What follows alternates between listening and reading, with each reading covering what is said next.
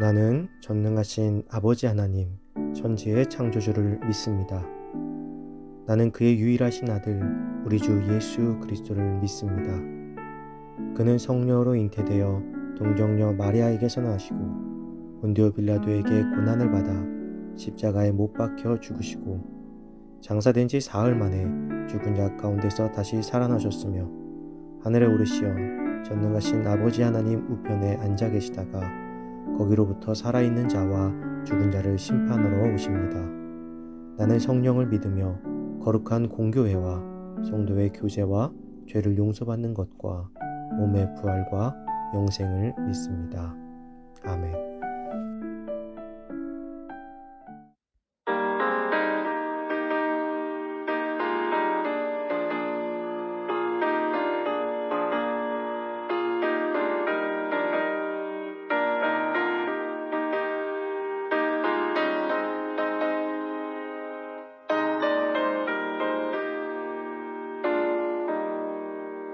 우리가 지금은 나그네 되어도 화려한 천국에 머져 나가리니 이 세상 있을 때 주 예수 위하여 끝까지 힘써 일하세. 주 내게 부탁하시니 천사도 화목해 하시 구주의 말씀을 온 세상 널리 전하세. 주 예수 말씀이 온 세상 만민들 흉악한 죄에서 떠나라 하시니 이 말씀 듣고서 새 생명 얻으라. 이 기쁜 소식 전하세. 주 내게 부탁하시니 천사도 응모하겠네. 화목해 하시 구주의 말씀을 온 세상 널리 전하세.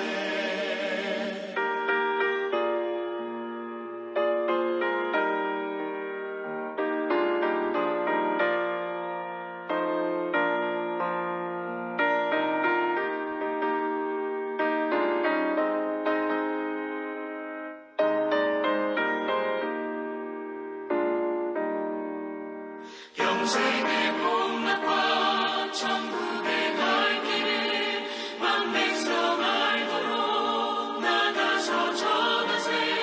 주 예수 말씀이 이 복음 전하라 우리에게 부탁하셨네. 주 내게 부탁하시니 천사도 응모하겠네. 화목해 하시 구주의 말씀을 온 세상 널리 전하세.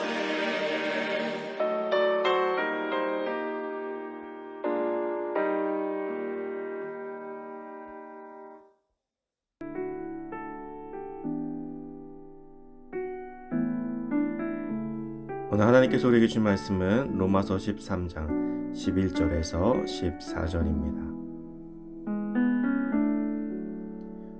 또한 너희가 이 시기를 알거니와 자다가 깰 때가 벌써 되었으니 이는 이제 우리의 구원이 처음 믿을 때보다 가까웠음이라. 밤이 깊고 낮이 가까웠으니 그러므로 우리가 어둠의 일을 벗고 빛의 갑옷을 입자. 낮에와 같이 단정히 행하고 방탕하거나 술 취하지 말며 음란하거나 호색하지 말며 다투거나 시기하지 말고 오직 주 예수 그리스도로 옷 입고 정욕을 위하여 육신의 일을 도모하지 말라. 아멘.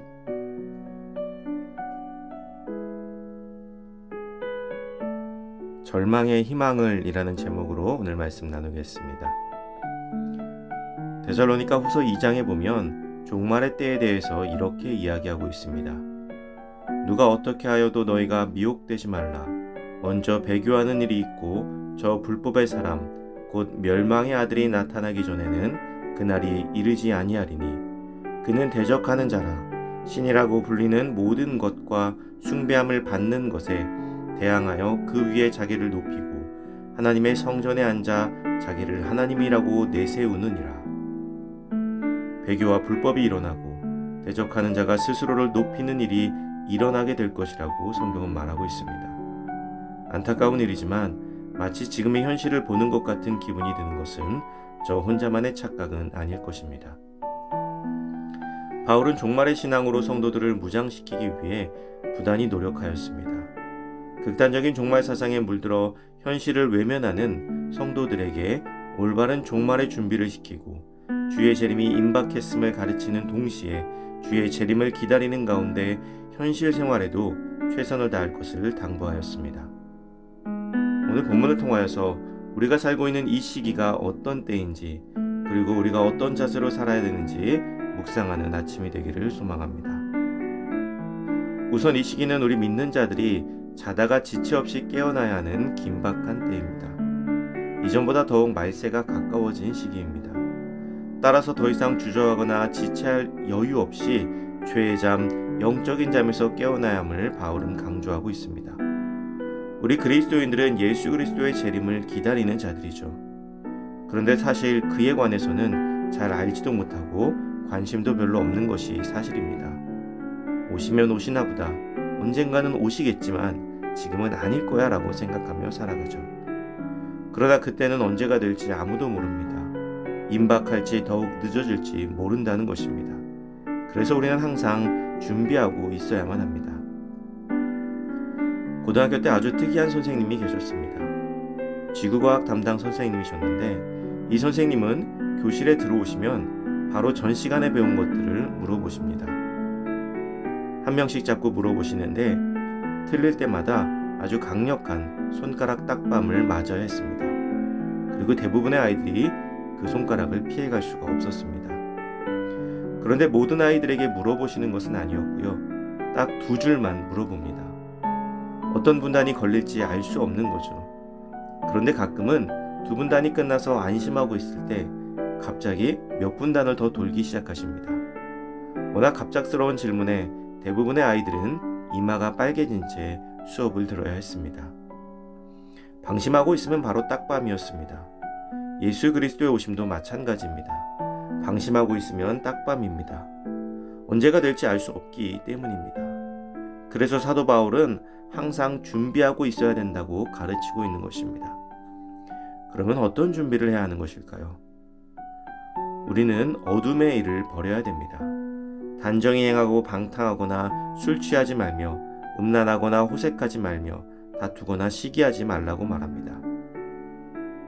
이 내용들을 살펴보면 사회적 거리를 두고 있는 이 시기에 하지 말아야 할 것들이 전부 포함되어 있는 것 같습니다. 단정히 행하는 삶을 산다면 그 뒤에 오는 어둠의 일들은 자연스럽게 멀어지게 되어 있습니다. 우리는 그리스도인으로서 항상 단정한 삶을 살아야 합니다. 내 육체의 욕심을 따르는 삶, 내 인간적인 욕구를 따르는 삶은 결국 타인에게 피해를 주고 멸망으로 가는 길임을 기억하시기 바랍니다. 그리고 바울은 그것에 만족하지 않고 우리에게 그리스도로 옷 입을 것을 권면합니다. 그리스도로 옷 입는다는 것은 어떤 의미일까요? 그리스도가 우리에게 어떤 분인지를 알면 쉽게 이해할 수 있습니다. 예수님은 우리에게 사랑이시죠. 또 용서하는 분이시며 희생하는 분이십니다. 단순히 죄만 짓지 않는 것이 아니라 나아가 사람을 사랑하고 용서하고 그들을 위해 희생하는 삶, 그것이 그리스도로 옷 입는 삶인 것입니다. 사랑하는 성도 여러분, 세상은 지금 절망과 원망 속에 있습니다. 이러한 시기에 나는 아니야, 나는 잘못한 게 없어 라고 뒤로 물러설 것이 아니라 적극적으로 사랑하고 희생하는 삶을 통하여서 주님께 나아가는 우리가 되어야 할 것입니다. 오늘 우리의 삶이 예수 그리스도로 옷 입어 절망의 시대에 희망을 주는 복된 삶이 되시기를 주님의 이름으로 축원합니다.